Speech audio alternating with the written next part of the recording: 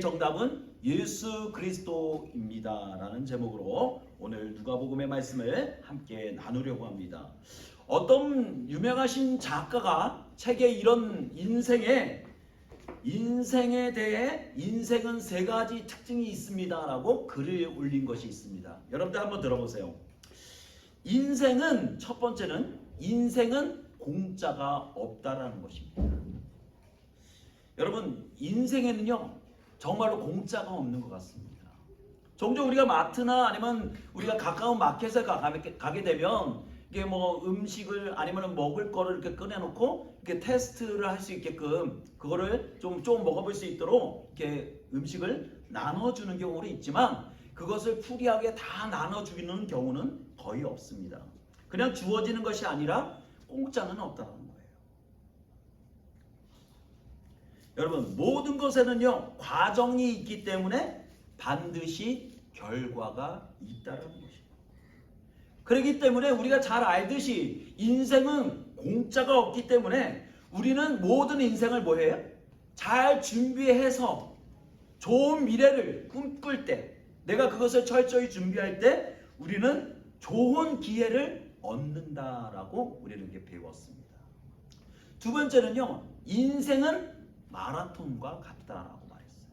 인생은 마라톤과 같다. 여러분, 인생을 우리는 종종 어떤 마라톤이라고 말해요? 단거리가 아니라 장거리 마라톤이야. 긴 코스를 통해서 계속적으로 달려나가는 인생의 마라톤을 살아가고 있다는 거예요. 그 말은 즉슨 뭐예요? 우리의 인생은 하루에 끝나는 인생이 아니라 뭐예요? 70년, 80년, 길게는 100세까지 우리의 인생이 길면 긴 인생을 우리는 나름 살아가고 있다는 거예요.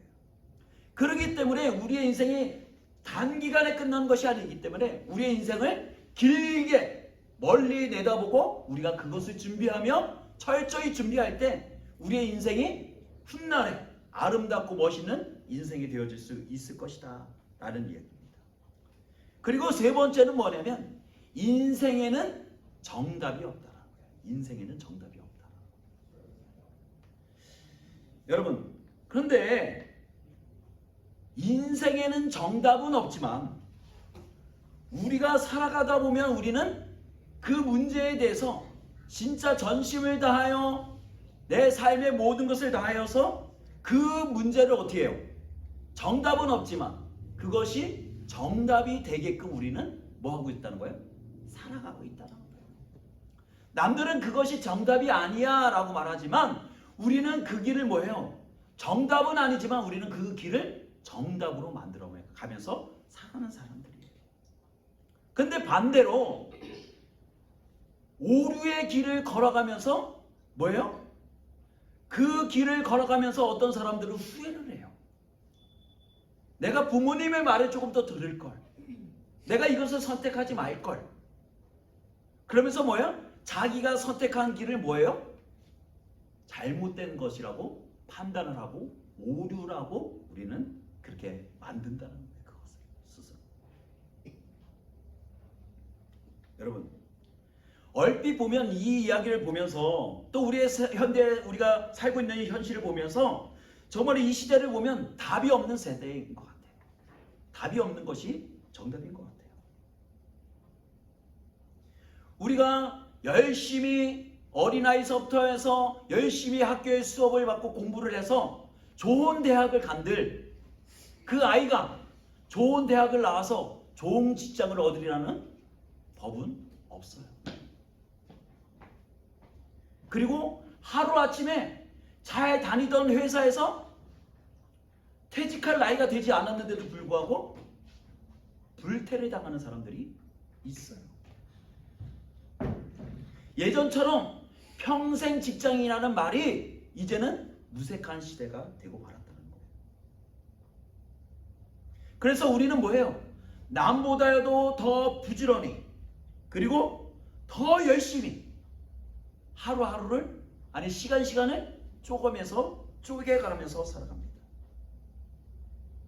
그렇지만 우리가 그렇게 열심히 살아가더라도 우리는 이 인생의 시간 가운데 뭘 만져요? 문제라는 것을 닥치게 된다. 내가 당면하고 있는 그 문제를 대면하게 된다는 거예요. 어떤 경우가 그럴까요? 우리는 내가 아플 것이라는 것을 예상하는 사람은 아무도 없어요. 병이라는 것은 언제예요? 갑자기 어느 순간에 내 몸에 병이 생기는 거예요. 그래서 대부분의 사람들이 그냥 문득 그 병원에 가서 어떤 검사를 했는데, 조직 검사를 했는데 암이라는 진단을 받아요. 어떤 사람은 더 심각한 병이라는 진단을 받기도 한다는 거예요.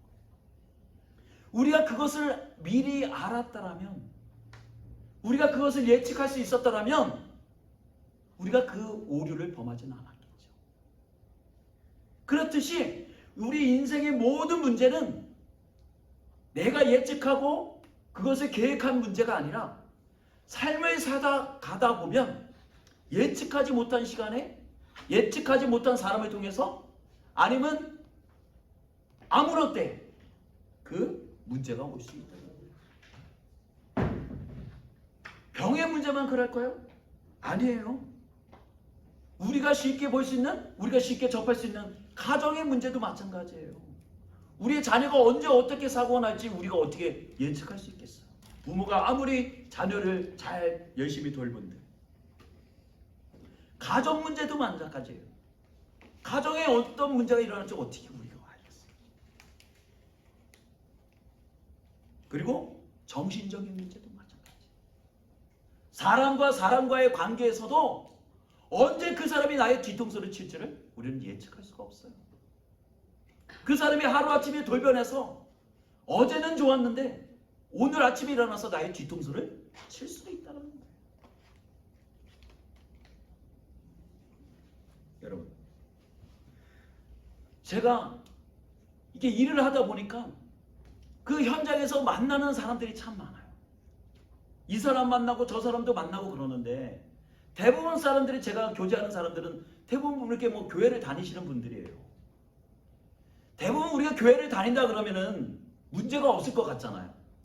그런데 그 사람들의 이야기를 들어보면요, 기가 막힌 이야기들이 많아요. 어떤 사람은 자녀 때문에 걱정하는 사람도 있어요.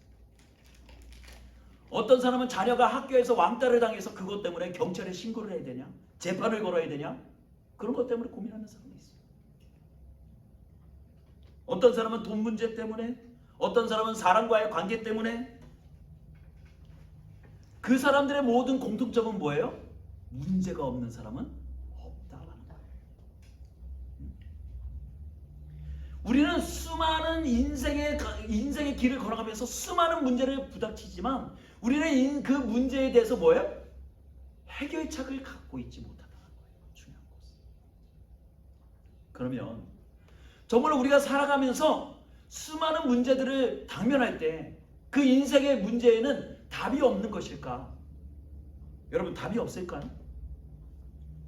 우리 학생들, 우리 유진이나 우리 여름이도 그렇고 우리 세대들도 그렇고 우리 학교를 다니다 보면 뭐를 해요? 중간중간에 테스트를 본단 말이에요. 근데 테스트를 볼 때 어떤 학생에게 그것이 어려울까요? 그것을 준비하지 않은 학생은 그 문제가 어려울 수밖에 없는 거예요. 답을 모르는 학생에게는요, 그것이 어려울 수밖에 없는 거예요. 하지만 열심히 선생님의 가르침을 열심히 따라갔던 아이는 집에 가서도 예습하고 복습하는 그 습관을 통해서 뭐예요? 선생님이 어떤 문제를 내더라도 정답을 써내려 나갈 수가 있는 거예요. 시험을 치면 어떤 학생들은요, 20-30분 되면 벌써 시험지를 덮어버려요. 다 풀었다는 거예요. 자신감이 있다는 거예요. 여러분, 문제의 답을 알고 있으면 그 문제는 뭐예요? 더 이상 그 학생에게, 그 사람에게는 어려운 문제가 아니라는 거예요. 문제 많은 인생이지만 인생의 답을 아는 사람에게는 그 인생이 즐거울 수밖에 없는 거예요. 문제는 모든 사람에게 동등하게 오는 거예요. 그 괴로움은 모든 인생을 살아가는 모든 사람들에게 균일하게 오는 거예요. 돈을 많이 가진 사람도 문제가 있어요. 가난하게 사는 사람도 문제가 있어요. 그렇지만 그 문제의 답을 알고 있는 사람은 뭐예요? 문제가 오더라도 편안하다는 거예요. 잠을 편히 잘 수 있다는 거예요. 그러면 모든 답을 알고 있다고 인생이 행복할까요?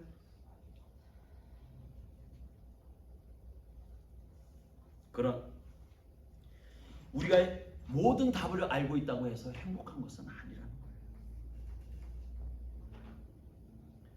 그러나 답을 모르는 인생은 인생 자체가 뭐예요?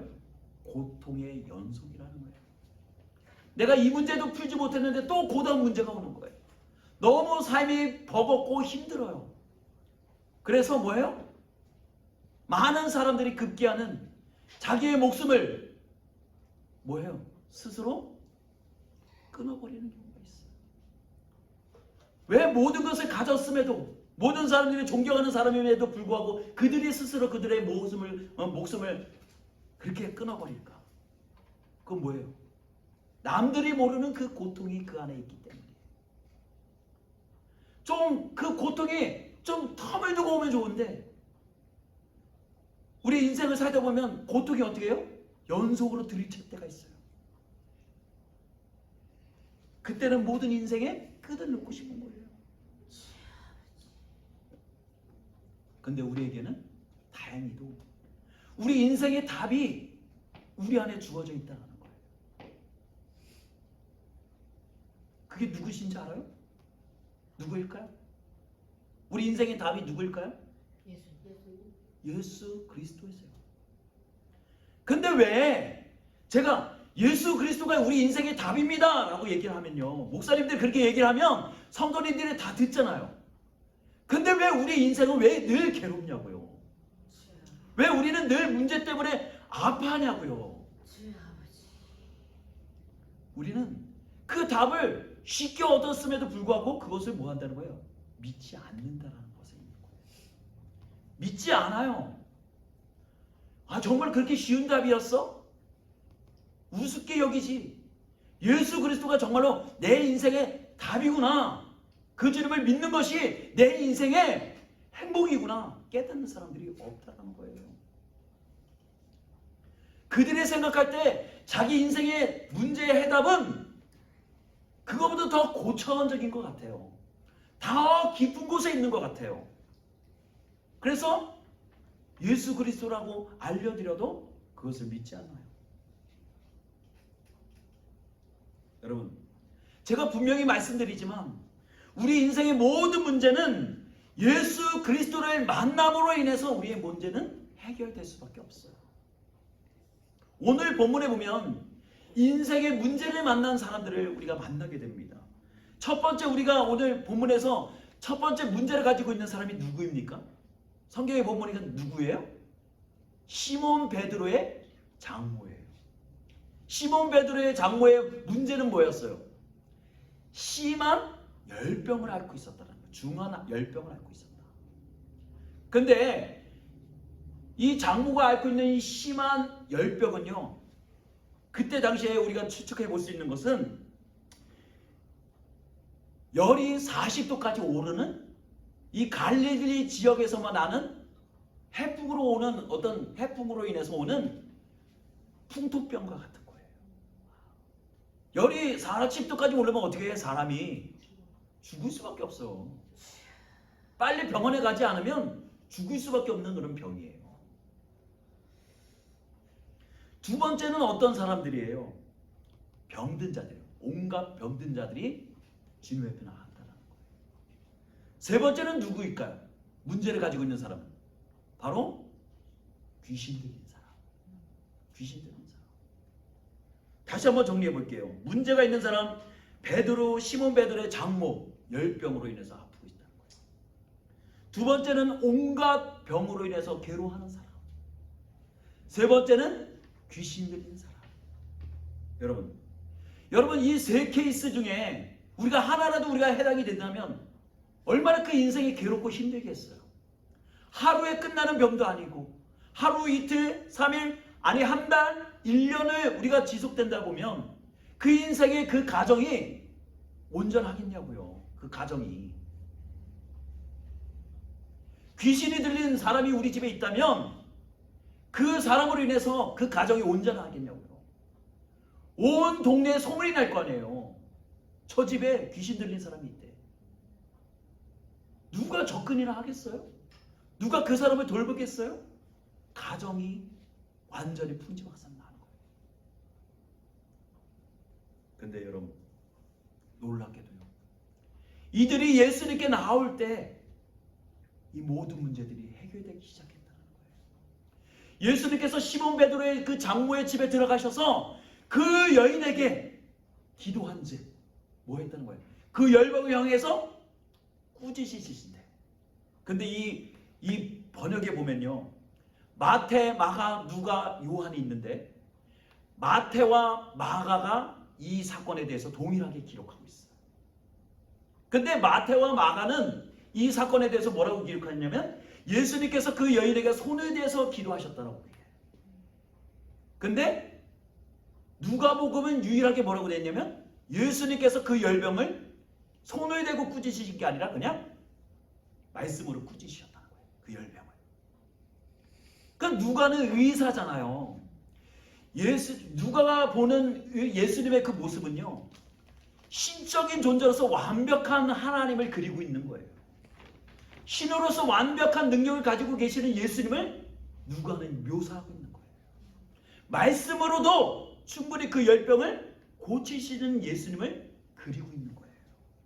여러분, 우리가 믿는 예수님은요, 그냥 아무것도 할 수 없는, 그냥 십자가에 힘이 없이 달려 죽은 그런 인간에 불과한 예수가 아니라 뭐예요? 말씀의 능력으로 모든 것이 가능하신 하나님. 말씀 한마디로 귀신을 내쫓던 하나님. 손 한 번 닿음으로 인해서 그 영혼들을 일으켜 세우시는 하나님이시는 거예요.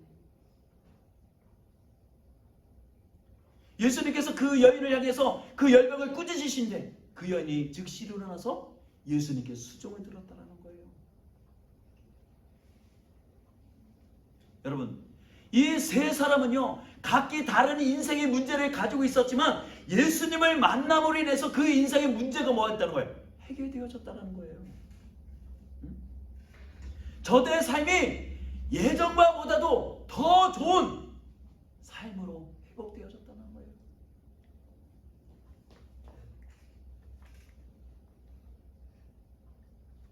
그러면 우리는 예수님을 만나면 우리의 모든 문제는 해결되어지고 회복되어질까? 여러분, 왜 우리가 예수님께 나아가면 우리의 인생의 모든 문제가 해결되어질까요?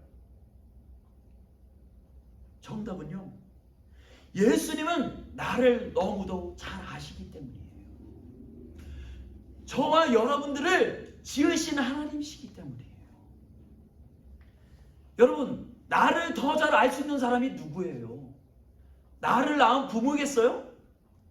나를 낳은 부모도 자식에 대해서 모든 것을 파악하지 못해요. 방에 틀어박혀 있으면 그 아이가 무엇을 하는지 알 수가 없어요.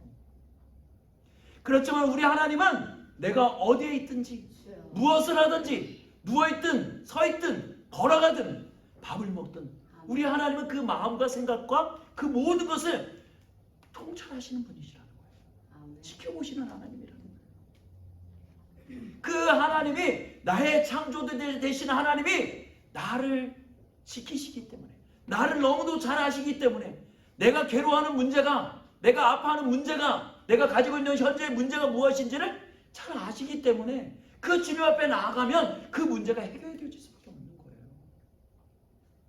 추운 어느 날 젊은 자동차 정비사가 중고차를 사서 그것을 열심히 수리해서 그 차를 딱 타고 길을 나가게 되었다는 거예요. 기쁜 나머지 야, 이 차 이제 오래 탈 수 있겠다. 그런데 웬일 열심히 달리다가 길 한가운데 서고 말았어요. 추운 겨울에. 누구에게도 도움을 요청해도 채워지진 않아요. 그래도 다행인 것은 자기가 정비사라는 그런 기술이 있었기 때문에 내가 이것을 쉽게 고칠 수 있겠지. 열심히 몇 시간 동안 그 차를 고쳤지만 차를 고칠 수가 없었어요. 근데 한 고급 세단을 타고 가던 한 차가 갑자기 섰어요. 그리고 다가와서 한 노인이 와서 말합니다. 젊은이, 뭐가 문제인가? 그때는 이 젊은이가 말해요. 그냥 가던 길 가세요.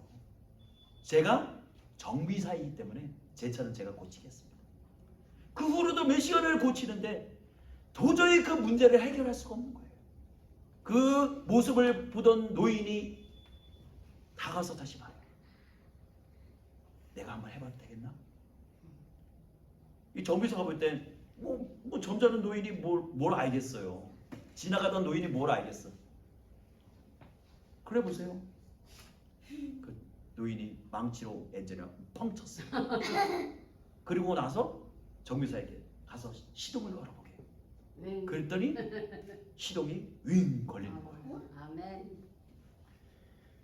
그래서 이 정비사가 너무도 놀란 나머지 아니 이 차를 어떻게 이렇게 쉽게 고치셨습니까? 그랬더니 그 노인이 말하기를 나는 이 차를 만든 폴 헨리 포드라는 사람이요. 나는 그 차를 만들었기 때문에 어떤 문제가 있어도 나는 쉽게 고칠 수가 있었다는 거예요. 여러분, 우리 하나님은 나를 지으셨기 때문에 우리를 너무도 잘 아세요. 그래서 내가 아파하고 신음하는 문제를 정확하게 아시기 때문에 뭐예요? 우리의 문제를 해결해 주실 수 있다는 거예요. 그러면 우리가 생각할 때 그 하나님이 정말 위대하신 하나님, 창조주의 주 하나님, 전지전능하신 하나님, 하늘에 계신 보좌에 계신 하나님이 우리의 인생의 모든 문제를 다 아실까? 우리 인간의 마음을 어떻게 아실까? 여러분, 근데 우리가 모르는 것이 있어요. 히브리서 4장 15절에서 16절 말씀에 이런 말씀이 있어요. 집에 가셔서 한번 찾아보세요. 우리에게 있는 대제사장은 우리의 연약함을 동정하지 못하실 리가 아니요. 모든 일에 우리와 똑같이 시험을 받으신 이로되 죄는 없으시니라. 그러므로 우리는 긍휼하심을 받고 때를 따라 돕는 은혜를 얻기 위하여 은혜의 보좌 앞에 담대히 나갈 것이니라. 그 주님이 단순히 하나님의 보좌 가운데 계시는 하나님이 아니라 이 땅 가운데 오셔서 여인의 몸을 빌려 입고 오셔서 뭐예요? 여인을 통해서 이 땅의 인간의 연약한 모습을 입고 오셔서 뭐예요? 그 누구도 한 번도 시도해보지 않았던 구유에 누워있다는 거예요. 아기, 응? 나귀들이 먹는 구유에 누웠다는 거예요. 근데 거기에서 끝난 것이 아니에요. 그 아이가 장성하여 뭐예요? 많은 사람들에게 온갖 이적과 기적을 보이셨어요. 병든 자들을 일으키셨어요. 그리고는 뭐예요?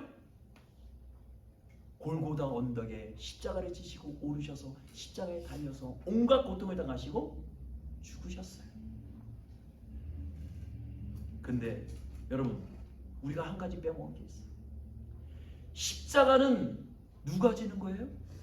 죄 많은 사람들이 지는 거예요.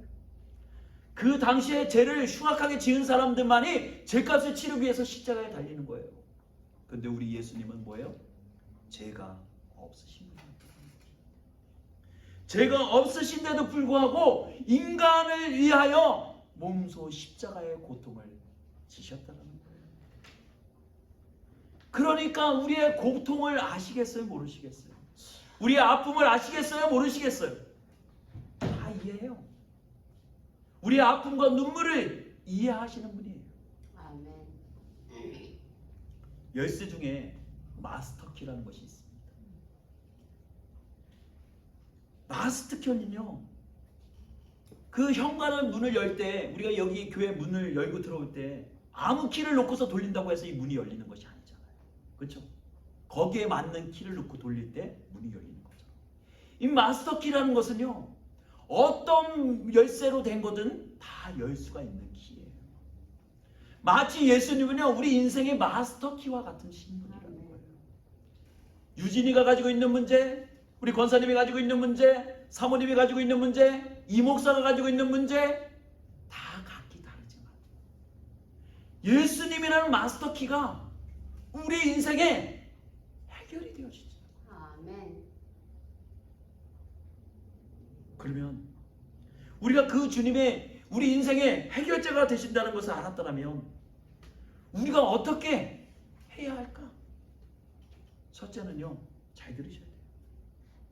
너무 쉬우니까 사람들이 이야기를 듣고서 아는데, 아는 내용인데 그러고 넘어가요. 그리고서 또 돌아가셔서 괴로워하시고 힘들어하세요. 잘 들으셔야 돼요. 첫째는요, 예수님을 잘 믿으셔야 돼요. 잘 믿으세요. 정말로. 예수님이 우리 인생의 정답이라는 것을 알았다면, 나를 회복시키시는 분이라는 것을 알았더라면 우리가 아는 것으로 그치는 것이 아니라 뭐예요? 그 주님을 진정으로 믿어야 한다는 거예요. 믿어야 한다는 거예요. 30년 동안 선교지에서 사역을 하시는 그 선교사님이 은퇴식 날 어떤 기자가 와서 이렇게 물었다는 거예요. 선교사님, 선교에 대해서 가장 힘들었던 것이 무엇입니까? 30년 동안. 그랬더니 선교사님이 의외의 답을 말씀하셨어요. 저는요, 선교지에서 가장 힘들었던 것은 먹고 자는 것도 아니었어요. 영혼에게 복음을 전하는 것도 아니었어요. 저에게 가장 힘들었던 것은요, 하나님을 믿는 것이 가장 힘들었습니다. 라고 합니다. 여러분, 아니 선교사님이, 목사님이 그런 말을 한다고? 말도 안 돼. 그렇죠? 근데 솔직한데 저도요, 때때로는 예수님이 잘 안 믿어질 때가 있어요. 안 믿어지는 것보다도 그 주님을 의지하지 못할 때가 더 많아요. 그냥 우리는 뭐예요? 주일날 듣는 설교가, 말씀이, 은혜로운 말씀이 지식으로만 전해져요. 그것이 믿음으로 안 온다니까요. 우리가 예수님을 잘 믿어야 합니다라고 말하면 쉬운 것 같아도 그것이 쉽지가 않아요. 대부분의 사람들이 이 말이 쉬운 것 같아서 교회 나와서 나는 30년 아니 20년 교회를 다녔기 때문에 나는 믿음이 좋아. 근데 현실의 문제에서 빛과 소금이 되지 못해요. 다 넘어져요. 쓰러져요. 자빠져요. 그리고도 세상 사람보다도 더 못한 인생을 살면서 뭐예요? 나는 어느 교회 장로야, 집사야, 타이틀을 자랑스럽게 자랑한단 말이에요.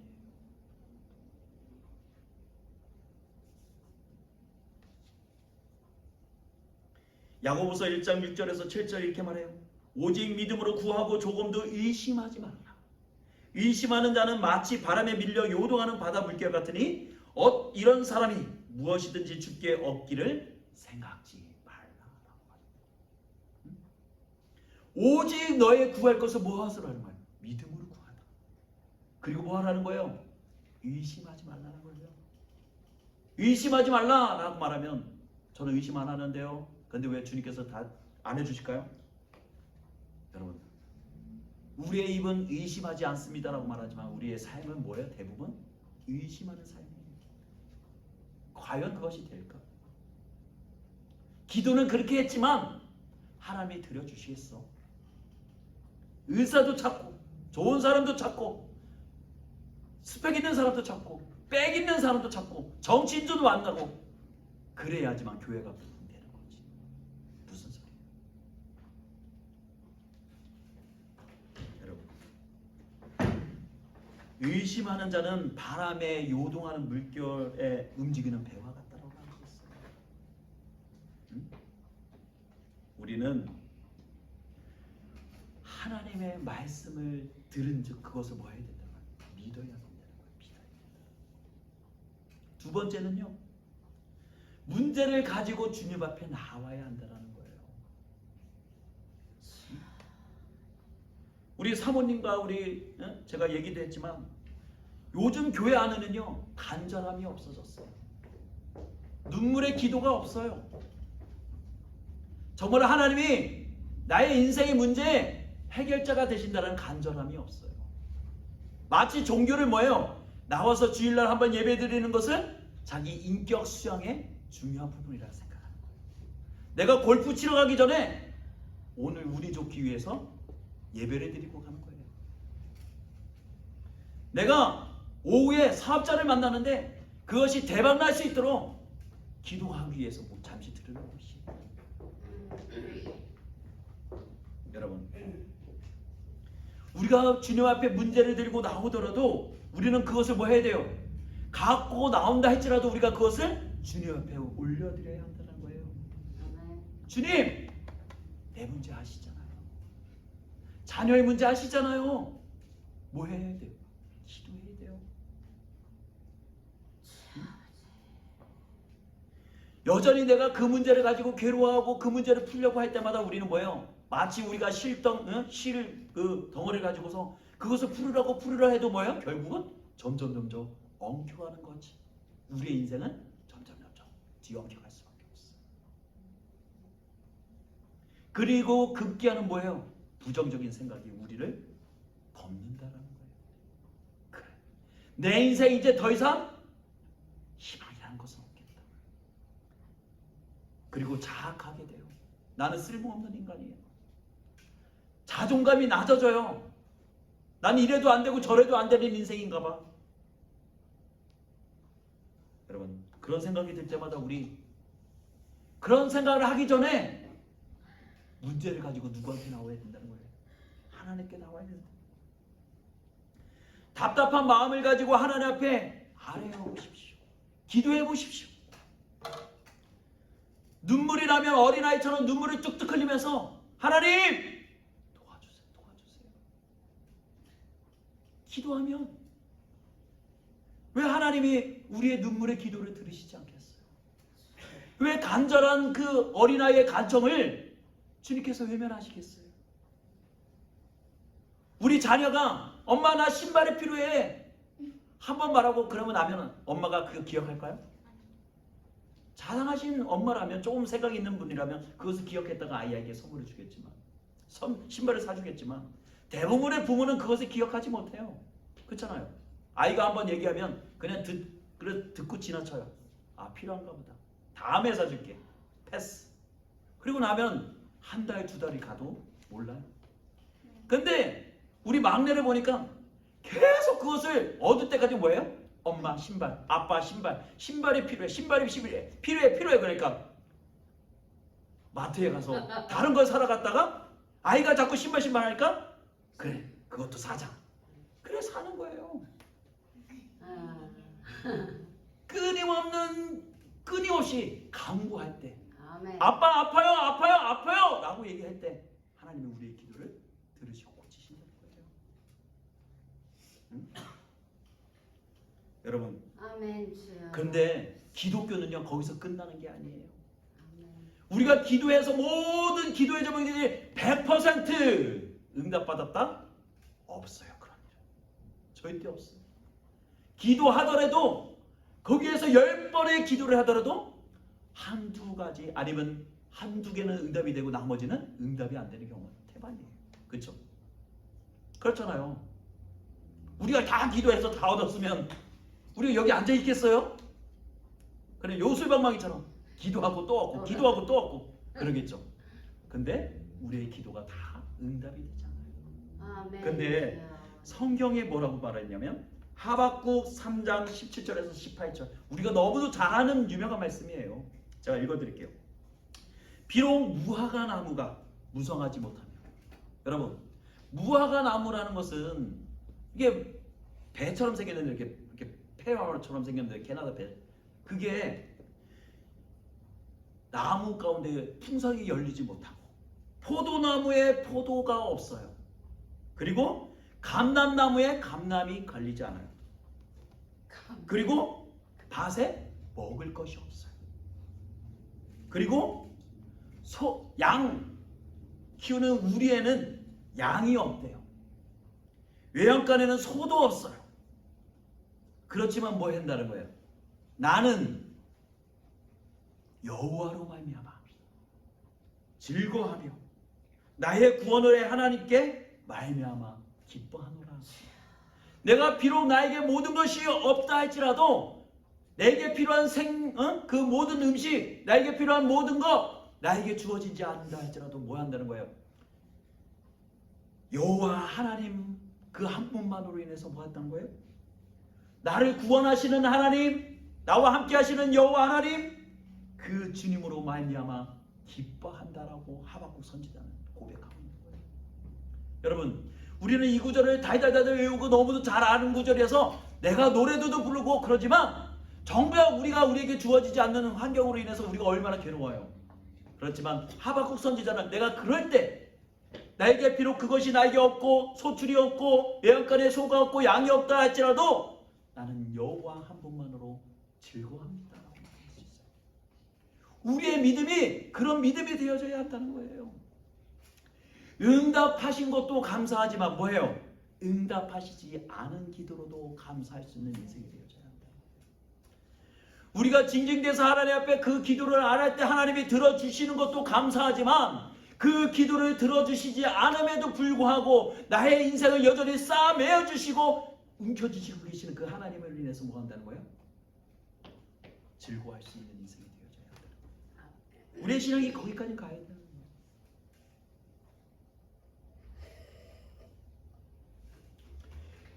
우리의 예수 그리스도가 우리 인생의 답이지만 그 주님이 우리 인생의 답이에요. 그 주님은 이미 우리 안에 들어와 계세요. 인생의 답이 우리 안에 있다고요. 예수님이 내 안에 계시는 순간부터 우리 안에서 회복의 역사가 일어나기 시작하는 거예요. 그렇기 때문에 우리가 가져야 될 것은요, 이미 내 안에 들어와 계신 예수 그리스도를 뭐해요?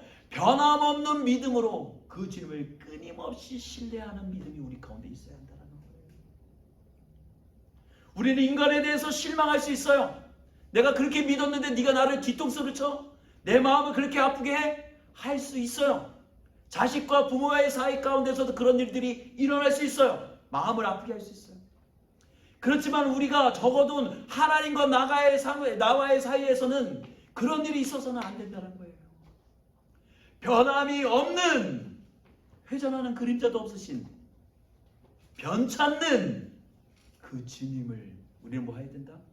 끊임없는 믿음으로써 우리는 신뢰해야 한다는 거예요. 그 주님. 말씀을 마무리합시다. 여러분들 가운데 인생의 문제를 지금 만나서 괴로워하고 아파하고 신음하는 분들이 대부분일 거예요. 문제가 없는 인생이 어디 있겠어요. 저를 포함해서. 그렇지만 그 답은 어디가 있다? 예수 그리스도께 있다는 거예요. 예수 그리스도 안에 답이 있습니다. 여러분 믿으셔야 돼요. 그 문제를 여러분들이 싸매어 지고 엄마가 아파할게 너는 아파하지 마. 아니요. 그 문제는 엄마가 아빠가 고민한다고 해서 해결되어질 문제가 아니에요. 우리의 인생의 답이 되신 예수님께 나올 때 그것이 해결되어지는 거예요. 그 주님 앞에 나올 때 우리의 무너졌던 하나님의 형상이 온전히 회복되어지는 거예요. 여러분 다시 한번 부탁드립니다. 밴쿠버의 삶이 넉넉지 않아요. 대학 입시를 앞둔 학생들도 괴로워해요. 힘들어요. 취업을 앞둔 학생들도 괴로워해요. 아무것도 모르는 어린아이같이 천지 만난 아이도 나름대로 친구의 문제로 학교의 문제로 인해서 괴로워하고 힘들어요. 누구나 다 문제를 안고 있지만 적어도 우리 믿는 사람은 세상 사람들과 같이 괴로워하고 아파하고 눈물을 흘리면서 그것을 세상적인 방법으로 풀어낼 것이 아니라 주님 앞에 내어드려야 되지 않겠어요? 주님 앞에 기도해야 되지 않겠어요? 다시 한번 우리 안에 뜨거운 기도로서, 뜨거운 열정으로서, 신실한 믿음으로서 우리 안에 회복되어지는 은혜를, 믿음을 주님 앞에 드려야 된다는 거예요. 여러분 잊지 마세요. 신앙생활은 넉넉지가 않아요. 세상은 믿음의 사람들을 그냥 내버려 두지 않아요. 교회 나가는 것도 허락하지를 않아요. 종교의 자유를 허락하지 않아요. 그럴 때일수록 우리 뭐예요? 인생의 답이다라는 걸 우리는 기억하고 주님 앞에 나갈 수 있기를 간절히 소원합니다. 예수만이 정답이십니다. 예수님만이 여러분들의 회복자가 되십니다. 그 주님을 믿으세요. 잘 믿으셔야 돼요.